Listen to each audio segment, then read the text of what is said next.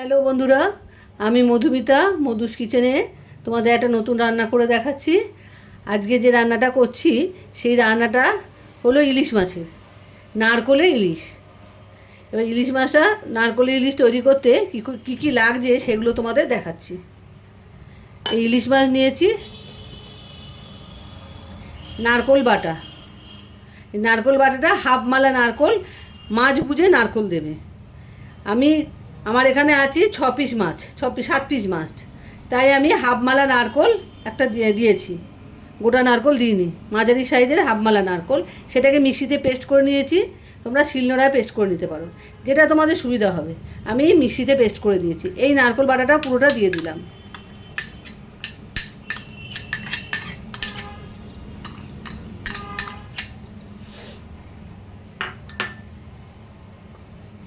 সর্ষে, পোস্ত আর কাঁচা লঙ্কা এই তিনটে পেস্ট করেছি। সর্ষে যা নেমে 2 চামচ, যদি সর্ষে নাও 2 চামচ পোস্ত নেমে, আর যেরম ঝাল খাবে তোমরা সেরম ঝাল দেবে।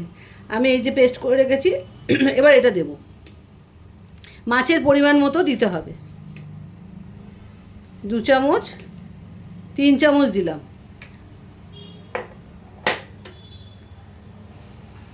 সর্ষের তেল এটা একটু বেশি লাগবে।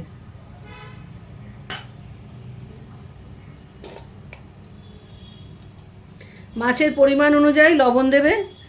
আমি আন্দাজ মতো লবণ দিলাম, যেরকম লাগবে সেরকম দেবে।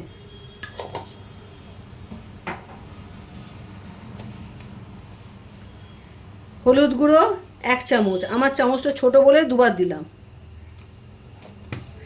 আর লঙ্কা যে যেরকম ঝাল খাবে সেরকম ঝাল দেবে। কাঁচা লঙ্কা দেওয়ার পরেও যদি ঝাল লাগে তখন গুঁড়ো লঙ্কা দেবে, না হলে দেবে না। আমাদের একটুখানি হাফ চামচের মতো শুকনো লঙ্কা দিলাম। এবার মাছটাকে ভালো করে মেখে নিতে হবে। মেখে মাছটাকে আধ ঘন্টা রেখে দিতে হবে। চামচ দিয়ে হচ্ছে না, তাই আমি হাত দিয়েই করছি। ভালো করে মাছটাকে মশলাগুলো দিয়ে মাখিয়ে রাখতে হবে।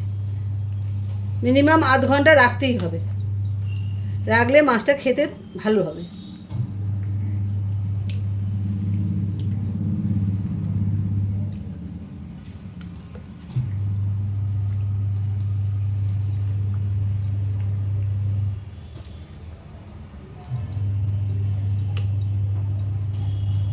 পুরো মশলা মাছের গায়ে লেগে গেছে। এবার এটা ঢাকা দিয়ে আধ ঘন্টা রেখে দেবো।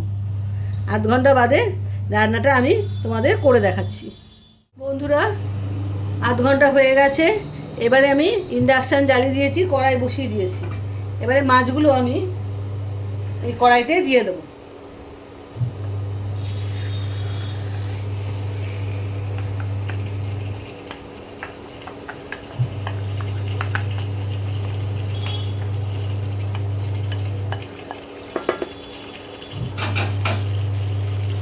গ্যাসের বা ইন্ডাকশানের টেম্পারেচার সবসময় কমিয়ে রাখবে। এই রান্নাটা করতে গেলে গ্যাস কমিয়ে রান্না করতে হবে, এটায় জল পড়বে না। ওই জন্যে সবসময় এটাকে গ্যাসটা কমিয়ে রান্নাটা করবে, তাহলে কোনো অসুবিধা হবে না। ওপর দিয়ে অল্প একটু তেল ছড়িয়ে দিলাম, আর কতগুলো চেরা কাঁচা লঙ্কা এর ওপরে দিয়ে দিলাম।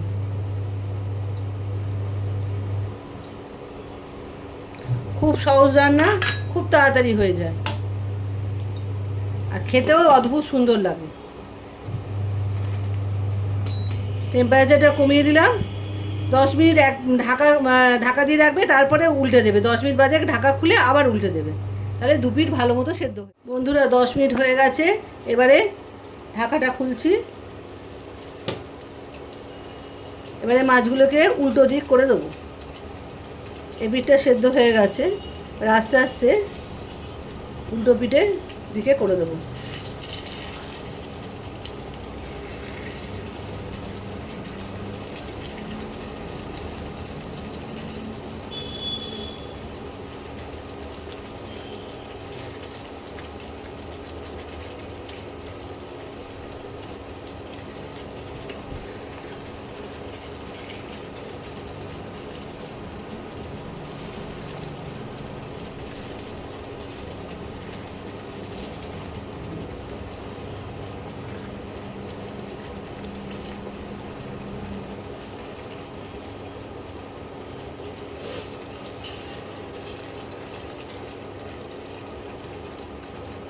আবার 10 মিনিটের জন্য ঢাকা দিয়ে দেবো।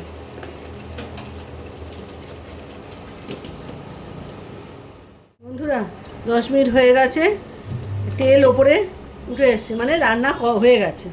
মাছ সেদ্ধ হয়ে গেছে, সেদ্ধ হয়ে তেলটা ওপরে এসে গেছে। এইবারে মাছটা নামিয়ে ফেলবো, নামিয়ে তোমাদের দেখাচ্ছি মাছটা কীরকম হলো। নারকোল ইলিশ খুব সহজ পদ্ধতিতে করা যায়, এই জন্য তোমাদের সহজে দেখিয়ে দিলাম। তোমরা অবশ্যই করে খেও, এই বর্ষাকালে ইলিশ মাছ এভাবে করে খেও, দেখবে খুব ভালো লাগবে। আর আমি রান্নাটা নামিয়ে তোমাদের দেখাচ্ছি। কড়াই থেকে মাছটা নামিয়ে বাটিতে দিয়েছি, তোমরা দেখো কি সুন্দর দেখতে লাগছে, খেতেও ততদিন ভালো হয়। গরম ভাতে এই ইলিশ মাছ দিয়ে শুধু ভাত খাওয়া হয়ে যাবে, আর কিছু লাগবে না। তোমরা পুরো ভিডিওটা দেখবে আর রান্নাটা অতি অবশ্যই করে খেও। আর আমার চ্যানেলটাকে ফলো করো, শেয়ার করো বন্ধুদের মধ্যে। আর ইউটিউবে চ্যানেলেও আমার রান্না আছে, তোমরা সেগুলো দেখো, সাবস্ক্রাইব করো। আর কিছু চাই না, তোমরা রান্নাটা অতি অবশ্যই করে খাবে। আজকের মতো আসি, বাই।